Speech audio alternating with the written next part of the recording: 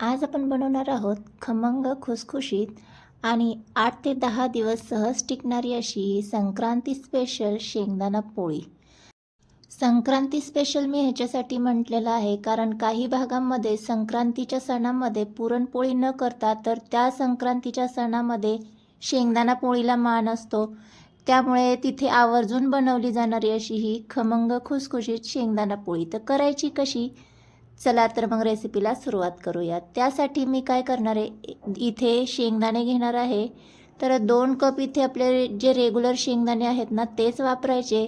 सोलापूरच्या भागात म्हणाल ना तर तिथे वेगळे असे म्हणजे जे लाल शेंगदाणे असतात ना तिथल्या भागातले ते वापरले जातात. तर सगळ्यात अगोदर हे आपण खमंग भाजून घेऊया. तर भाजत असताना मीडियम गॅसवर आणि डाग पडेपर्यंत आपल्याला हे भाजून घ्यायचे आहेत. तर इथे पाहू शकता या पद्धतीने असे मी भाजून घेतलेत. छान असे भाजून घेतले ना म्हणजे हे शेंगदाणे आपल्याला बाधणार नाही, त्यामुळे छान भाजून घ्यायचेत. आता हे आपण शेंगदाणे काढून घेऊया आणि थंड करून घेऊया.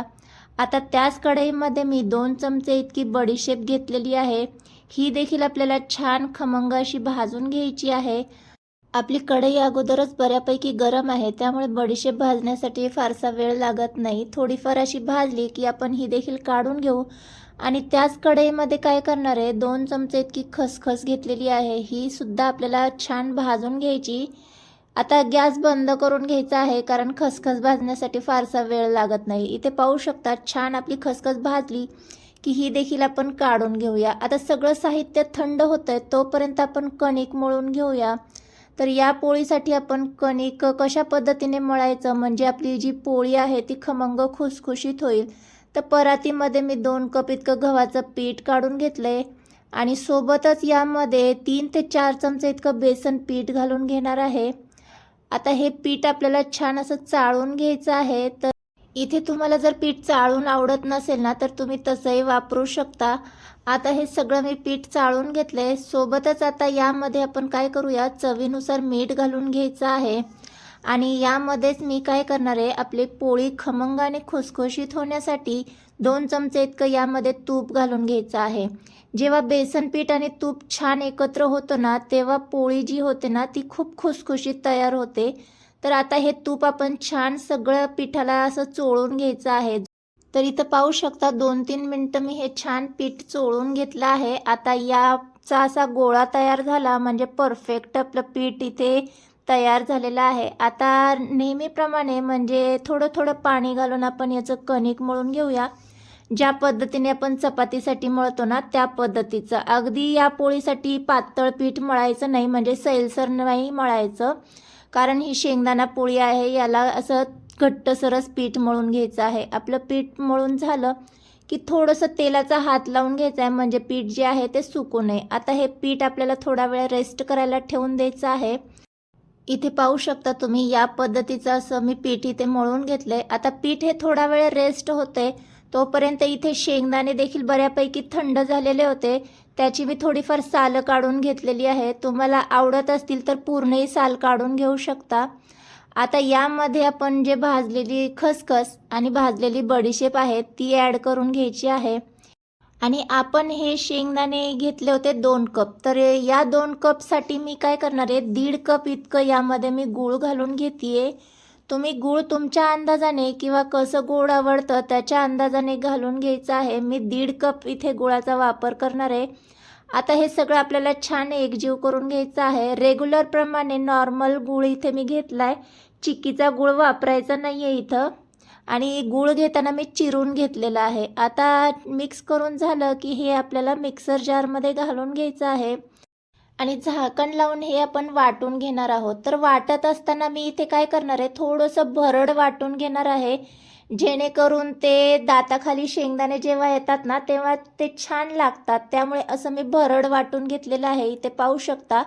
तुम्हाला असं भरड आवडत नसेल ना तर अगदी पावडर केली ना तरी काही हरकत नाही आहे.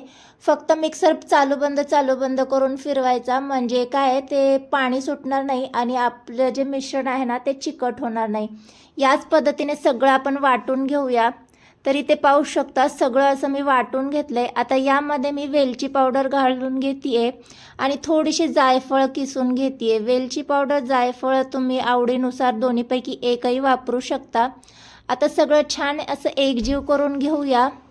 आता इथे जे आपण हे सारण तयार केलेलं आहे ना, त्यातलं गरजेपुरतंच इथे सारण मी एका दुसऱ्या प्लेटमध्ये काढून घेते आणि शिल्लक राहिलेलं जे आहे ना ते एअरटाईट कंटेनरमध्ये भरून मी ठेवलेलं आहे। तर आता इथे आपलं पीठ जे आहे ते देखील बऱ्यापैकी सेट झालेलं आहे।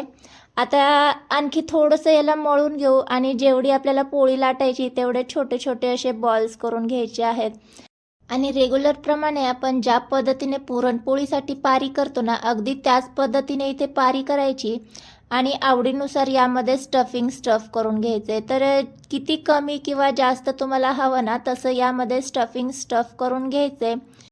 हे सारण तुम्ही ना 15 ते 20 दिवस स्टोअर करून ठेवू शकता, अजिबात खराब होत नाही। कारण हे सारण करण्यासाठी आपण पाण्याचा वगैरे वापर केलेला नाही आहे, त्यामुळे एअरटाईट कंटेनरमध्ये हे सारण भरपूर दिवस टिकलं जातं। आता इथे मी सारण स्टफ करून घेतलं आहे आणि सुकं पीठ लावून आपल्याला व्हिडिओत दाखवते त्या पद्धतीने थोडीशी पारी करून घ्यायची। याने काय होतं, आपलं जे सारण आहे ना ते पोळीला काठोकाठ अगदी पसरलं जातं, त्यामुळे ही स्टेप फॉलो करा। आता सुकं पीठ लावून आपल्याला ही पोळी छान अशी लाटून घ्यायची आहे। तर लाटत असताना नेहमी ना शेंगदाण्याची पोळी अशी थोडीशी थिक लाटून घ्यायची, म्हणजे थोडीशी जाडसर लाटून घ्यायची। तर इथे पाहू शकता अशी मी जाडसर लाटून घेतलेली आहे। आता ही पोळी आपण शेकून घेऊया। तर इथे मी लोखंडी तवा घेतलेला आहे, त्यामुळे थोडंसं ऑइलने ग्रीस करून घेते आणि गॅस मीडियम करायचा आणि मीडियम गॅसवरच ही पोळी आपल्याला शेकून घ्यायची आहे।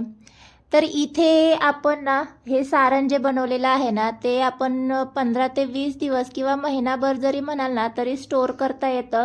जेव्हा तुम्हाला मुलांच्या टिफिनसाठी काही द्यावंसं वाटत असेल ना तर ही पोळी पटकन होणारी अशी रेसिपी आहे आणि मुलांना ही खूपच आवडीची आहे आणि गूळ आणि शेंगदाणे वापरलेले आहेत, त्यामुळे थंडीच्या दिवसासाठी तर हेल्दीच आहे। तेव्हा पटकन ही तुम्ही मुलांच्या टिफिनमध्ये देऊ शकता। तर इथे पाहू शकता मी छान खमंग आणि खरपूस अशी शेकून घेतलेली आहे।